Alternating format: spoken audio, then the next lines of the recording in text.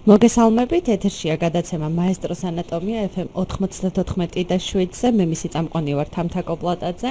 ჩემი სტუმარი კი დღეს არის ექიმი, მედიცინის აკადემიური დოქტორი, პროფესორი დავით ბუკა კობეშავიძე. მოგესალმები. ბუკა, დღეს ძალიან საინტერესო და მნიშვნელოვან თემაზე ვისაუბრებთ მე და ბატონი ბუკა, ოჯახის დაგეგმა და რეპროდუქციული ჯანმრთელობა, როგორ ვემზადებით ჯანმრთელი ორსულობისთვის, რა როგორ უნდა გავაკეთოთ, როგორია ორსულობის მიმდინარეობა, რა ანალიზები გვჭირდება, როგორ გვჭირდება ვიზიტები და ასე შემდეგ. მადლობას გიხდი, ბუკა, რომ ასეთ საინტერესო თემასთან დაკავშირებით გვეწვიე სტუმრად. მიდიქით, მადლობა მოწვევისთვის. და მოდი დავიწყებ მთავარი კითხვით, რატომ არის დღეს ასე აქტუალური ოჯახის დაგეგმვა? რა სარგებელია აქვს მას, როგორც ქალებისთვის, ისე მამაკაცებისთვის? კიდევ ერთხელ დიდი მადლობა თამთა მოწვევისთვის, საკმაოდ მართლაც აქტუალური თემაა და საკმაოდ საინტერესო თემაა, ალბათ უფრო აი ახალგაზრდა წყვილებისთვის, ვინც ან ეხლა შექმნეს ოჯახი, ან აპირებენ ოჯახს შექმნას, რა თქმა უნდა. თვითონ ოჯახის დაგეგმარება ეს მოიცავს ერთ-ერთი პუნქტია მაგალითად რეპროდუქციული ჯანმრთელობისა. რომ გავშალოთ რეპროდუქციული ჯანმრთელობა რას მოიცავს, ხო? ან მოიცავს რეპროდუქციული ჯანმრთელობა კეთილდღეობას, პირველ რიგში ჯანმრთელობას, ჯანსაღი ცხოვრების წესს, რა თქმა უნდა. რეპროდუქციული ჯანმრთელობა ეს უშუალოდ არის, აი ზუსტად ოჯახის დაგეგმარება შედის რეპროდუქციული ჯანმრთელობის ერთ-ერთი ასე ვთქვათ, ქვაკუთხედი გახლავთ. ოჯახის დაგეგმარება თვითონ მოიცავს აი ისეთ საკითხებს, როგორც არის მაგალითად აი ქალბატონს აქვს უფლება იყოლიოს მაგალითად რამდენი შვილის მას უნდა. აუცილებლად უნდა იცოდეს ქალბატონმა, მამაკაცმაც მათ შორის, ან პარტნიორმა, აუცილებლად უნდა იცოდეს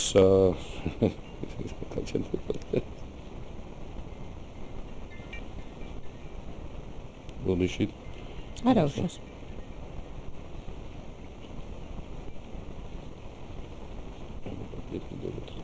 ბოდიში ტელეფონმა რაც აუცილებლად უნდა იცოდეს მაგალითად ქალბატონმა იმ თანამედროვე კონტრაცეფციის მეთოდები, თუ რითი შეიძლება თავი დაიცვას მაგალითად, ხო? ასევე უსაფრთხო სქესობრივი კავშირი. აუცილებელია უпростоად რომ წყვილმა იცოდეს და განსაკუთრებით მომავალმა დედამ თუ რა ინფექციები შეიძლება გადაედოს მას სქესობრივი კავშირის გზით. მისგან თავდაცვის მომენტი როგორ არის, ეს აუცილებელია და ამავდროულად ხო, როდესაც აი წყვილი გეგმავს ოჯახის შექმნას და შემდეგ უკვე შვილოსნობას, აუცილებელია იქ რომ გათვალისწინებული იქნას ორივე სურვილი, ხო? ანუ მე 4 შვილი მინდა, მე 1 შვილი მინდა, ასე ხო არ არის? ეს თანხმედრაში უნდა იყოს აუცილებლად და აქვე მინდა დავამატო, რომ 21 საუკუნეში არასასურველი ორსულობა ეს ცოტა არ იყოს დანაშაული გახლავთ, იმიტომ რომ აი აბორტზე მაქვს მე საუბარი, გამომდინარე იქიდან, რომ იმდენი თავდაცვის საშუალება დღესდღეობით, თუ ჰორმონალური, მექანიკური და ასე შემდეგ, რომ აი ესე არ მინდოდა დავფეხმძიმდი და აბორტი უნდა გავიკეთო, ეს ცოტა ჩემთვის დიდად როგორც ექიმისთვის არ არის, არ უნდა იყოს ეხლა ამ საუკუნეში, როდესაც ასეთი საშუალებებია მაგალითად თავდაცვის. ბუკა, მაინტერესებს, რა თქმა უნდა, ყველაფერი ყოველთვის ისე არ არის, როგორც ჩვენ გვინდა დავგეგმავთ, თუმცა თუ არსებობს ოპტიმალური ასაკი ორსულობის დადგომისთვის? აი თანამედროვე სამყაროში. ძალიან კარგი შეკითხვა, იმიტომ რომ ძალიან ბევრს აქვს ხოლმე ასეთი შეკითხვა, რომ აი მეცით, აი გვიან გავთხოვდი და მე შვილის სკოლას შევძლებ, აი ესეც არის. რა თქმა უნდა, ოპტიმალური ასაკი იგი იწყება, როდესაც აი სულ 18 წლიდან დაახლოებით ეს არის 50 წლამდეც კი. ანუ მე რა აი ქალბატონი 45 წლის არის და ის უშვილოა, ესეთი რაღაცა გამიგია ხოლმე და მე ძალიან მაგიზიანებს ასეთი მიდგომა. ჩვეულებრივად, როდესაც ქალის საკვერცხები მუშაობს ნორმალურად, მის ჰორმონალური აპარატი ყველაფერი ნორმაშია და მამაკაცის ანუ სქესობრივი ასე ვთქვათ მომწიფება უკვე დასრულებულია და იქ სპერმოგრამა კარგია, ასე ვთქვათ და ყველაფერი ანუ შეუთავსებლობა არ არის, ჩვეულებრივად ორსულობა დასაშვებია და არ არის აუცილებელი გინდა თუ არა გაიბიჭო 17-ის გახდა და არ ორსულდება და ასე შემდეგ. ყავთ ასეთი პაციენტები, არსებობს ასეთი მოსაზრება მუსირებს ხალხში, რომ ეს ყოველთვის პრობლემა არის, რომ აი უკვე 40 გადავწდი, 45 გადავწდი და ხო აი უკვე გამიჭირდება ბავშვის გაჩენა. ყავთ ასეთი პაციენტები, რომლებიც 40-ად? საკმაოდ, კი, აი სულ რამოდენიმე ხნის წინ მე მყავდა პაციენტი, რომელიც ქალბატონი, რომელიც გათხოვდა 48 წლის ასაკში, პირველი ქორწინება გახდათ და ბუნებრივად დაფეხმძიმდა ჩვეულებრივად იმშობია ანუ ამ შემთხვევაში საკეისრო კვეთა მოუწია გამომდინარე იქიდან რომ ნაყოფის გარდიგარდმო მდებარეობა დაფიქსირდა ამავდროულად ინტრაოპერაციულად ანუ ოპერაციის ოლობისას ჰქონდა 11 მიომური კვანძი რომელიც ენუკლეაციაც მოხდა საშილოსნოს შეერჩა და შემდეგ 53 წლის ასაკში კიდე მეორე შვილს გააჩინა და ნუ მე დაიკეთა მილები ასე არ არის რომ აი გინდა თუ არა აი მასაკიდან ამასაკამდეა მაგრამ თად რეპროდუქციულად ჯანსაღი ასე ვთქვათ ქალბატონიან მამაკაცი ანუ არც სპერმის ხარისხზე მოქმედებს ასაკი ნუ ახლა სპერმის ხარისხზე მარტო ასაკი არ მოქმედებს აი მავნე ჩვევები მაგალითად როგორც არის თამბაქო ალკოჰოლი სხვა ნარკოტიკული საშუალებები ეს რა თქმა უნდა მოქმედებს სპერმის ხარისხზე როგორც ნუ მამაკაცთან განსაკუთრებით მაგრამ იგივენაირად ქალბატონის პრობლემაც არის ეს მარტო მამაკაცზე არ არის აი როდესაც მავნე ჩვევების აქტიური ასე ვთქვათ მიმდევარია წვილი ხო იქ ორსულობის პრობლემა დგება რა თქმა უნდა აი რა უნდა რომელი კვლევები და ანალიზებია საჭირო როდესაც ადამიანი როცა ოჯახი გეგმავს დაორსულებას პირველ რიგში რა ძალიან კაი კითხვაა იმიტომ რომ სულ ამაზე მაქვს ხოლმე საუბარი ჩემ პაციენტებთან მაგალითად პირველ რიგში ეს არის ტორჩ ინფექციები აუცილებლად გამომდინარე იქიდან რომ აი რომელიმე თუნდაც სქესობრივად გადამდები დაავადებები შედის ტორჩ ინფექციებში იმიტომ რომ რომელიმე ინფექციის ქონის შემთხვევაში შეიძლება არ დადგეს ორსულობა შემდეგ წვილი იწყებს კვლევებს ნუ სანამ კვლევებს დაიწყებს ხო იწყებს ნერვიულობას აი მე არ ფეხმძიმდები შეიძლება იქინთანაც არ მივიდეს ხელი ასე ხელი ჩაიქნიოს მაგალითად რომ ნუ უშვილო ვარ და მე სხვადასხვა რაც მიმართავენ სხვადასხვა ასე ვთქვათ გზებს თუმცა არის ხოლმე რომ როდესაც აი დადგა ორსულობა მაგალითად და არ არის ქალი გამოკვლეული და შეიძლება ეს ორსულობა შეწყდეს თუნდაც აი ამ ტორჩ ინფექციების ფონზე კონდეს ისეთი რომელიც ანუ არ აწუხებდეს მიხვდით ანუ არც ქალბატონს არც მამაკაცს გარეგნულად ასე ვთქვათ არ აწუხებდეს უბრალოდ ანალიზი არ აქვს აღებული მოხდა დაფეხმძიმება ან მოშლა შეიძლება გამოიწვიოს ან მრავლობითი სიმახინჯე ანუ დაორსულების შემდგომ უკვე შესაძლებელია ვთქვათ პრევენცია თუ გააქვს ინფექცია ჯობს რომ მკურნალობა შეიძლება მოხდეს ჯობს დაორსულებამდე რომ ეს ყველა ανალიზი მამაკაცმაც აქ მარტო მუსილებს ხოლმე აზრი რომ მარტო ქალბატონმა უნდა იყოს არა ნამდვილად რატო უნდა იყოს მარტო ქალბატონმა აუცილებლად მისმა პარტნიორმაც უნდა ჩააბაროს ანალოგიური ანალიზები და ყველაზე კარგი ვარიანტი ეს არის აი ზუსტად ოჯახის დაგეგმარებაში შედის ესეც ხო ტორჩ ინფექციების გამოკვლევა მანამდე სანამ ორსულობა დადგება ვინაიდან ორსულობის მიმდინარეობისას ექიმები შეზღუდული ვართ იმ სამკურნალო საშუალებების დანიშვნისგან იმიტომ ტოქსიურია ნაყოფისთვის და ანუ გადაყავს ასე ვთქვათ წავე ფაზიდან რემისიის ფაზაში და ეს განკურნება რა თქმა უნდა არ არის და მაინც შეიძლება იქონიოს შესაბამისი რაღაც გამოვლინება კონდეს უბრალოდ ამ ინფექციას შემდეგ უკვე როდესაც ახალშობილი დაიბადება. ასაგები ანუ ეს ხდება უკვე დროებითი შეჩერება ასე ვთქვათ ორსულობის დროს. ხო უბრალოდ გადაყავს წავე ფაზიდან ასე ვთქვათ ქრონიკულში. მამაკაცმა რომელი ანალიზები უნდა გაიკეთოს? ზუსტად იგივე ანალიზები რაც მამაკაცმა ზუსტად იგივე ანალიზები უნდა გაიკეთოს, რა თქმა უნდა. ახლა ქალბატონთან ნაწყის ანალიზი ბარდება, მაგალითად, მამაკაცთან სპერმის ანალიზი ბარდება, მასთანაც ნაწყის და სპერმის ანალიზი აუცილებლად. ამავდროულად იკვლევს სპერმოგრამასაც, მაგრამ ყველას რა თქმა უნდა სპერმოგრამას ჩაბარება არ ჭირდება, აქ არის აი ასაკი, მაგალითად აი 40 წლის ზევით, კარგია თუ მამაკაცი ჩაბაროს სპერმოგრამასაც, სანამ ორსულობაზე დაიწყებს ფიქსს. ჰორმონების ბალანსს რა როლი აქვს ამ პროცესში? ჰორმონების ბალანსს საკმაოდ დიდი როლი გაახლავთ ისედაც ქალის ჯანმრთელობისთვის განსაკუთრებით. ეს არის მაგალითად რამოდენიმე ჰორმონი, ხო ეს არის TSH, ანუ ფარისებრი ჯირკვლის ჰორმონი და ეს არის ანტიმიულერის ჰორმონი. რომელიც ერთ-ერთი წამყვანია დაფეხმძიმების ვარიანტში, იმიტომ რომ შესაძაც აი ქალბატონი მაგალითად ორსულობა არ გქონდა, პირველ რიგში ამ ორ ჰორმონს იღებ.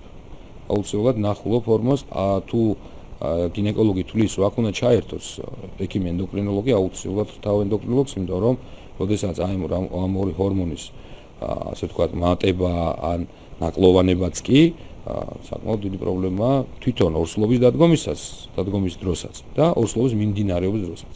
აი მაგალითად TSH ფარისებრი ჯირკვლის ჰორმონი, რომელიც ორსულობის დროს შეიძლება მომატებული იყოს, მე მყავდა პაციენტი, რომელსაც ჰქონდა 25 და ეს არის კოლოსალური მატება, იქ აუცილებლად უნდა იყოს მკურნალობა დანიშნული ენდოკრინოლოგის მიერ, იმიტომ რომ შეიძლება ორსულობა ბოლომდე ვერ მიიტანოს.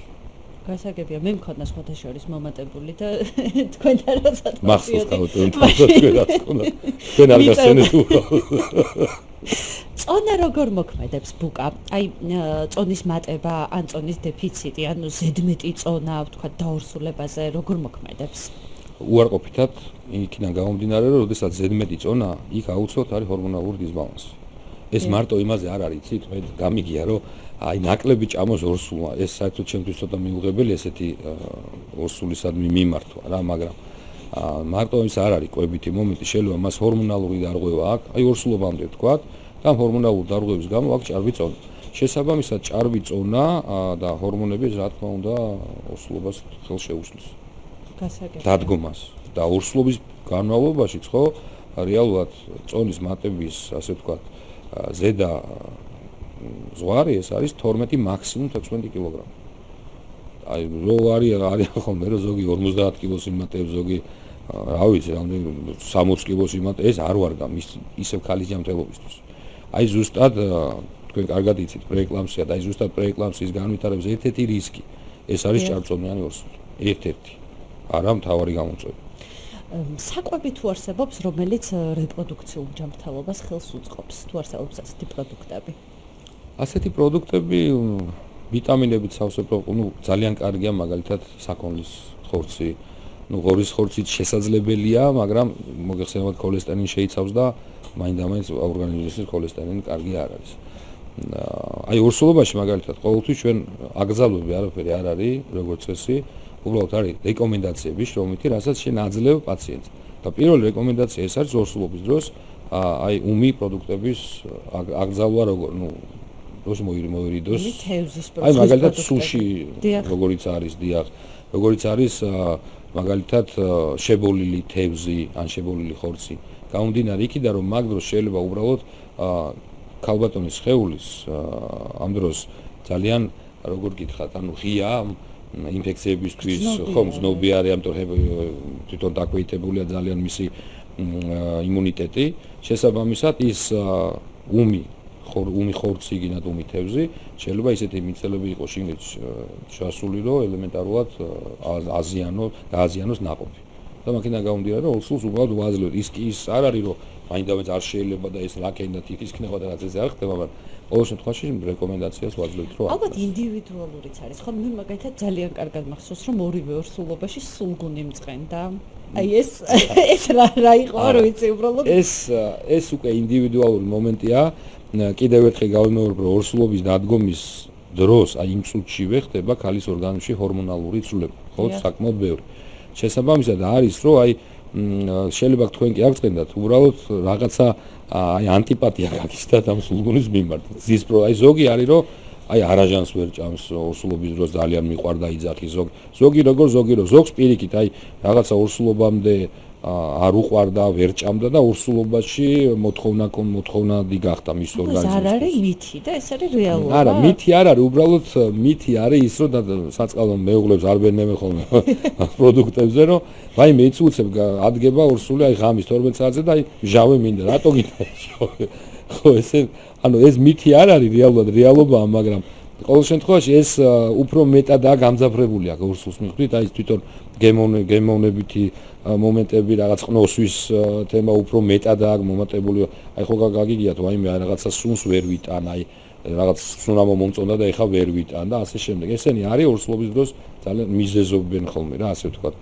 და ამაზე მე ყოველთვის რჩევას ვაძლევ ხოლმე, რომ მეუღლეებს თავი მოაწონეთ. დავიცვათ მათი უფლებებიც, მარტო გინეკოლოგი ცოდვა რომ მარტო ქალები დავიცვა. ბუკა წერენ ჯანსაღი ცხოვრების წესი ახსენეთ აი სპერმის ხარისხზე და რეპროდუქციულ ჯანმრთელობასთან დაკავშირებით და მაინტერესებს აი უფრო დეტალურად რომ გვესაუბროთ თამბაქო, ალკოჰოლი, ენერგეტიკული სასმელები, აი ამ ყველაფერს რა გავლენა შეიძლება ჰქონდეს? საკმაოდ მძიმე გავლენაც შეიძლება ჰქონდეს, მაგალითად აი შეიძლება სპერმოგრამა ჩვეულებრივ დაფეხმძიმდეს პაციენტი, ანუ ჩვეულებრივ განაყოფიერება მოხდეს რაღაც, მაგრამ თვითონ ორსულობის აი პირველ ეტაპზე, პირველ ტრიმესტრში, სანამ ბოლომდე ჩამოყალიბდება, ხო, ნაყოფის თავის ტვინის ღერო და ამისთვის აქვე დავამატებ, რომ აუცილებლად ფოლიუმის ჯავა ფარემაქვე ვიტყვი, იმიტომ რომ ახლა ამაზე ვისაუბრეთ, ფოლიუმის ჯავა წესით აი ოჯახის დაგეგმარების ერთ-ერთი ნაწილი, ამიტომ რომ როდესაც წვილი გეგმავს ორსულობას ხო ასე თქვა და შვილის სკოლას, ორი თვით ადრე დაახლოებით იწყებს ქალბატონი ოღონდ ფოლიუმის ჟავის მიღებას. და მე ორსულობის 13 კვირამდე წაგრძელებს ამას. ეს რატო? იმიტომ რომ ნაყოფის თავის ტვინის ღეროს განვითარებაში ერთ-ერთი მთავარი მიზანი აქვს ფოლიუმის ჟავის. და ამასობაში, როდესაც თამბაქო, ალკოჰოლი, ნარკოტიკული საშუალებები სამწუხაროდ მინახავს ეგეთი პაციენტებით სხვა რომ კარტობილან. ამ დროს შეიძლება ჩამოყალიბდეს მრავლობითი სიმახინჯე. და ის საერთოდ ხო ნონსენსია, როდესაც ორსული თვითონ ეწევა. ან თამბაქოს მომხმარებელი. აი მაგ დროს ერთიორად იზრდება რისკი მაგალითად ანომალიების, სიმახინჯეების და ორსულობის შეწყვეტის რა თქმა უნდა. ბარემ რადგან მახსენეთ, აი ძუძუთი კვების დროსაც მინდა გკითხოთ თამბაქოს მოხმარებაზე. ძუძუთი კვების დროსაც რა თქმა უნდა იგივე მომენტი, აი რატო უგზალავენ ხო მეძუძურ დედას რაღაცა სხვადასხვა საკვებს, იმიტომ რომ ძუძუთი ეს გადადის, რძით გადადის ახალშობილთან და შესაბამისად იქ შეიძლება შებერილობა წამოვიდეს, ბაღარატი და ასე შემდეგ. შესაბამისად არის, როდესაც მეძუძურია ქალი, აი ეს მავნეჩვევები არ უნდა მიყოს ხელი რა, არც თამბაქო, არც ალკოჰოლზე ხო აღარ არის საუბარი, სუნთრალი ეყოლება ბავშვი ეს ხუმრობით რა თქმა უნდა. ამიტომ ყოველთვის ვაძლევთ ხოლმე რეკომენდაციას, რომ როდესაც აი სხვადასხვა ამ ბოლო დროს ძალიან ბევრი გოგონა, რომელიც მოდის რომ ეკითხებით თამბაქოს მომხმარებელ ხარ თუ არა, ორსულობამდე ვიყავი, მაგრამ როგორც კი გავიგე დამანებით თავი. ამასაც საკმაოდ დიდი ნებისყოფა უნდა ეხლა მოგხსენებათ და შემდეგაც რეკომენდაციაში ვეუბნებით, რომ სანამ ძუძუთი კვებავ, ანუ თუ აქამდე მოითმინე და ნუ მე ვფიქრობ რომ ორსულობის შემდეგ შენ ისე გააგრძელო, ჯობია რომ ძუძუთი კვების დროს ეს მავნეჩვევებს არ დაუბრუნდეს. სტრესი როგორ მოქმედებს? ორსულობაზე თუ ორსულობაზე. და დაფეხმძიმებაზე. ორივეზე მოქმედებს, მაგრამ ამ შემთხვევაში ორსულობაზეც თქვათ მოდით და ხარისხზეც თქვათ ან სპერმის ხარისხზე, ან იგივე ქალის დიახ. კი ბატონო, ერთ-ერთი ძირითადი მომენტი აი ზუსტად სტრესული მომენტია. ეხა არის ხოლმე რომ იცით, აი მე არ ვნერვულობ რაღაც, მაგრამ არის ეხა რომ შინაგანად სტრესში არის პაციენტი. აი მაგალითად ძალიან დიდი სტრესის ქვეშ არიან ხოლმე წყვილები, როდესაც ერთი წელი ორსულობა არ დადგება და აქეთა ორივე ხრის ოჯახი არ ფეხმძიმდება, ანუ გოგოს ოჯახი იძახის, რომ მამაკაცი არის უშვილო და პირიქით ხდება, რომ ეს ქალი არის უშვილო და ერთი წლის გათხოვილი და 1 წლის ცოლი ყავს მოყვანილი. ეს არაფერს არ ნიშნავს და აი ამ დროს მე მინდა აქედან ურჩიო ასეთ ხალხს, რომ შეეშვან წყვილებს, მით უმეტეს, როდესაც ახალგაზრდა წყვილია, ყველაფერი დაალაგებადია 21 საუკუნეში, ანუ იმდენი საშუალება არის ხა, რომ უშვილო წყვილი არ უნდა იყოს. ბოლო-ბოლო ნუ არის ხელოვნური განაყოფიერებაც, რომელიც საქართველოში საკმაოდ კარგად მუშაობს. შესაბამისად, აი ეს სტრესავს ორივეს, როდესაც აი ყოველთვის რომ მიდიხარ, ყველა გეკითხა, უი არ არის ორსულად, ვაიმე არა ხარ ფეხმძიმე და ასე შემდეგ. ეს ერთ-ერთი სტრესული მდგომარეობა ხო, წარმოიდგინეთ, ეხლა ყოველ დღე ამას რო გეჩიჩნებიან, ხო? შესაბამისად, ეს ერთ-ერთი მომენტია სტერილობის. სტერილობა ეწოდება, როდესაც ორსულობა არ დგება. ერთ-ერთი მომენტია პირველადი სტერილობის. და შემდეგ უკვე როცა ორსულობა დადგა, ღმერთის წყალობით ყველაფერი კარგად მიდის და აი შემდეგ უკვე სტრესი ესეც რა თქმა უნდა შეიძლება მიგიყვანოს მოშლამდეც კი და ნაადრე მშობიარობამდეც. გააჩინა 22 კვირამდე არის მოშლა, ანუ გვიანი აბორტი ქვია ამას და 22 კვირიდან ზევით უკვე მშობიარობაში გადის. და შეიძლება ეს ყველაფერი მოგვიდეს ნაადრევად. აი რა ითვლება იმ გონივრულ ვადად, თქვათ, რომ აი ჩვენ მშობიარობის? არა, თქვათ გვინდა დაორსულება და არ დგება ორსულობა. რა არის ის გონივრული ვადა, სანამ შეგვიძლია ჩავთვალოთ, რომ ეს ნორმალურია და ბუნებრივია? იცით, აი ერთ დაახლოებით ეხა ესე ვადები არ არის განსაზღვრული რა, მაინდა-მაინც გინდა თუ არა 1 წელი, 2 წელი, მაგრამ აი ახალი შეუღლებულები, მაგალითად 2 წელი ორსულობა რო არ დადგეს, ეს არ არის ის, რომ აინდა-მაინც ატეხონ ერთი ამბავი რა, რომ აუ უშვილოები ვართ, ვაიმე რა გვეშველება. მე ძალიან ბევრი წყვილი მყოლია, რომ 5 წლის თავზე არანაირი მკურნალობის, არაფრის რომ მიანებეს ყველაფერს თავი, ჩვეულებრივად დაფეხმძიმებულან და შვილი ჩვეულებრივად ყოლიათ, აბსოლუტურად ეგ არ არის რა, ანუ ის გრადაცია რომ მაინდა-მაინც არ გათხოვდება ორ თვეში უნდა დაფეხმძიმდეს 1 წელიწადში. ესე ნამდვილად არ არის. მოდი გადავიდეთ უშუალოდ ორსულობაზე. აი დაორსულების შემდგომ რა ეტაპებს გადის ქალი? ლოცვას აძლიერებს რომ კარგად იმშობიაროს. პირველი რა არის აუცილებელი? პირველი ეტაპი ვიზიტები. აი პირველი ეტაპი არის ის, რომ გადაუსთა menstruatsiya. დიახ. მე გაიკეთა მაგალითად ორსულობის ტესტი აუცილებლად და ტესტის გაკეთებინა, როდესაც დადებითი აუგე ტესტი. აუცილებლად უნდა მიმართოს ექიმს გამომდინარე იქიდან, რომ დადგინდეს ეს ორსულობა ხო რუსია, ღმერთის წყალობით თუ საშუალო გარე ორსულობა. ვინაიდან რადგანაც 7 კვირამდე ორსულობის 7 კვირამდე გარე ორსულობაც, აი ექსტრას რომ ეძახიან და საშუალოსნოს გარე ორსულობა, ანუ კვეთსავალი მილის ორსულობა, იგი ჩვეულებრივად გავს ღრუს ორსულობას. ეთი და იგივე სიმპტომები აქვს, აი აბსოლუტურად უბრალოდ მე უკვე სკდება ეს მილი და ის მთელი შიგთავსი იღვრება მოცულში და ნუ პერიტონიტი და მთელი გართულები მოყვება. ამიტომ პირველ რიგში აუცილებელია რომ როგორც კი ქალბატონი შეატყო, ნუ პირველი არის ეს პირღებინება, ხო? პირღებინება, სისუსტე, გაღიზიანებადობა, მერე menstruatsiას შეუწყდება, შემდეგ გაიკეთებს ტესტ დადებითი და აუცილებლად უნდა მიმართოს ამ ეტაპზე ეხოსკოპიის კაბინეტს. შემდეგ რომ დადგინდება უკვე ორსულობა, უნდა დადგინდეს შემდეგ უკვე გულისცემა, იმიტომ რომ ნაყოფის გულისცემა დგება როგორც წესი 6-7 კვირიდან ორსულობისა. აი 6 კვირაზე კეთდება ეხოსკოპია, კიდევ განმეორებით რომ გულისცემა დადგინდეს და ემზადება ქალბატონი უკვე ანტენატალური პროგრამაში ჩაჟდომისთვის, ხო? ანუ აღრიცხ სხვაზე რომ დადგეს ამა თუ იმ კლინიკაში, გინდა სამშობიარო სახლში, გინდა პოლიკლინიკაში. ეს ხდება ორსულობის 12-13 კვირაზე. გასაგებია და აი რა ვადაზე ხდება 12-13 კვირაზე. 12-13 კვირაზე ანალიზებიც მანამდე ძალიან კარგია თუ ორსული აი მივიდა მაგალითად სტაციონარში არის 6-7 კვირის გულისცემა დადგინდა ყველაფერი ნორმალურად არის, ხო? ამ დროს ძალიან კარგია, როდესაც პაციენტი ჩააბარებს მაგალითად პროგესტერონის ანალიზს. ჩააბარებს D ვიტამინის ანალიზს. რა თქმა უნდა, ამას შენ D ვიტამინზე ეკითხები ანამნეზურად რა, ანუ ხო არა აქვს დაღლილობა, ხო არა გაღიზა. როგორც წესი საქართველოში D ვიტამინის საკმაოდ დიდი დეფიციტი გვაქვს, სულ მეც მათ შორის სულ ამ პრობლემაში ვარ D ვიტამინის დეფიციტი. შესაბამისად D ვიტამინის დეფიციტი აუცილებელია რომ აღმოიფხვრას ორსულთან, იმიტომ რომ ისედაც იცით ხო ორსულობის დროს ქალი მეტად გაღიზიანებულია, უფრო დაღლილობის აი საერთო სისუსტე აქვს, უფრო რაღაცა სუ ეძინება და ამასობაში ეს უნდა შეუძლო რა თქმა უნდა. 12-13 კვირაზე უკვე ოფიციალურად ანტირატალურ სახელმწიფოს მიერ დაფინანსებულ პროგრამაში ჭდება და აი 12 კვირიდან იწყება ზუსტად ის 9 გაწერილი ვიზიტი და მე-9 ვიზიტი ეხლა დაემატა, ეს არის მშობიარობიდან 2 კვირაში პაციენტი მოდის, იტარებს გინეკოლოგის კონსულტაციას უფასოდ თუ ჭირდება რა თქმა უნდა და ეკოსკოპიურ კვლევას. რა კარგია, რომ ესე იგი არის თუ არა ყველაფერი რიგზე მშობიარობის შემდეგ დიახ. იცით რა მაინტერესებს, ეკოსკოპია რა სიხშირით არის საჭირო და აი როდის არის ის ყველაზე მნიშვნელოვანი? ეხოსკოპია ყველაზე მთავარი, აი ყველაზე ისეთი აი ინფორმატიული, ეს არის 12-13 კვირაზე, როდესაც ინახება აუცილებლად ნაყოფის საყელოსებრი სივრცე, კისრის ნაოჭს რო ეძახიან და ცხვირის ძვალის სიგრძე, რომელიცაც ერთ-ერთი მარკერია ეს დაუნის სინდრომის გამოსარიცხად. იმიტომ რომ მოგეხსენებათ ხო, იცით რომ არის შემდეგ უკვე 15 კვირიდან ორმაგი და სამაგი ტესტი.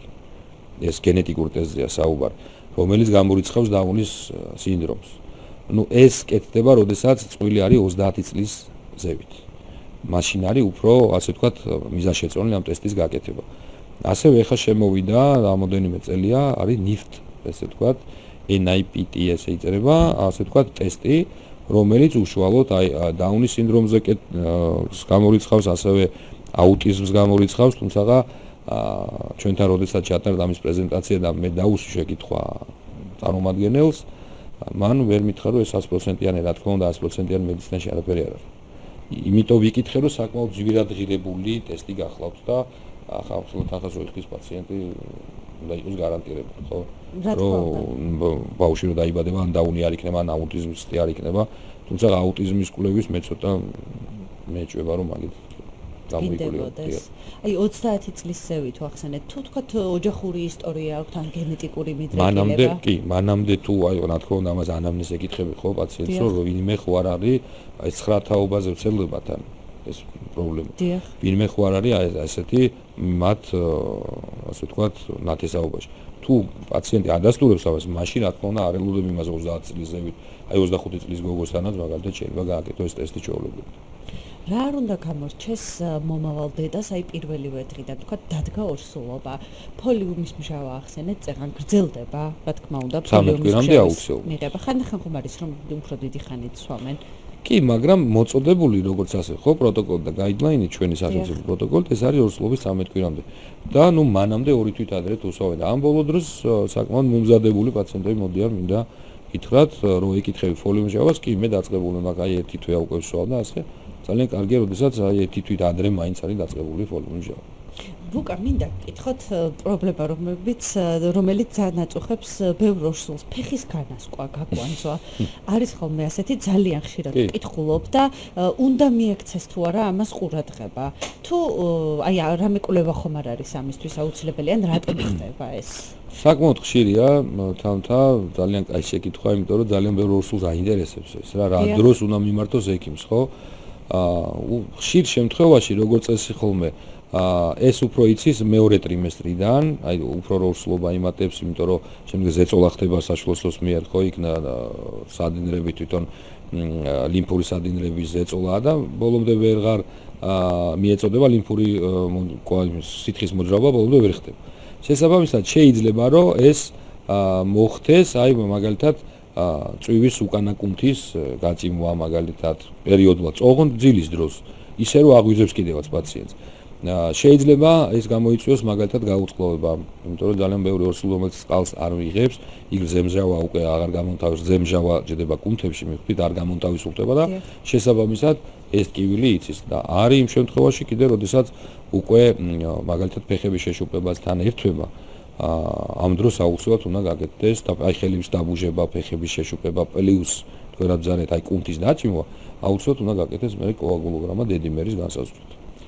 აუცილებლად მინდა გკითხოთ მითია თუ რეალობა რომ არ შეიძლება ზედა ზღვა ორსულებისთვის ეს თემა არის ძალიან განხილვადი და დებატებილის მითი არ გახლავთ იმიტომ რომ ზე მაინდამაც დიდად მიზანშეწონილი ორსულისთვის არ არის თუმცა ზღვა და ეხა აუზიც რო გითხრათ ვაგზავლაში არა მაგრამ მე ყოველთვის მაინც ჩემ პაციენტებს რეკომენდაციის სახით ვაძლევ რომ თავი შეიკავონ ინფექციების კუთხით ამბობთ ხომ ბატონო ბუკა ესე იგი მაინტერესებს თრომბოფილიაზე რა უნდა ვიცოდეთ, რატომ არის ხოლმე მნიშვნელოვანი გათვალისწინება, ვთქვათ, ოჯახური ისტორიის ან გენეტიკის, ხომ არ არის ეს გენეტიკური პრობლემა. ყველა ორსულს მოეთხოვება, აი ამასთან დაკავშირებით კვლევა? არა, როდესაც აი პაციენტს მაგალითად არის ხოლმე, რომ აი პაციენტი გეუბნება, რომ ჰემოგლობინი მაქვს სულ დაბალი. აი ვერაფრით ექიმო ვერ ავწიერ, რას ავსვავ, რას ავჭამ ამ დროს აუცილებლად კეთდება პირველი ჯერ გენეტიკური თრომბოფილიაზე კვლევა და გენეტიკური თრომბოფილია თუ გამოირიცხა არსებობს ამავდროულად შეძენილი თრომბოფილია. აი ეს რომელიმე რო გაგებ აიპაროს ხო საკმაოდ მძიმე შედეგი შეიძლება დადგეს ორსულობის ბოლოში. თუ მანამდე არა.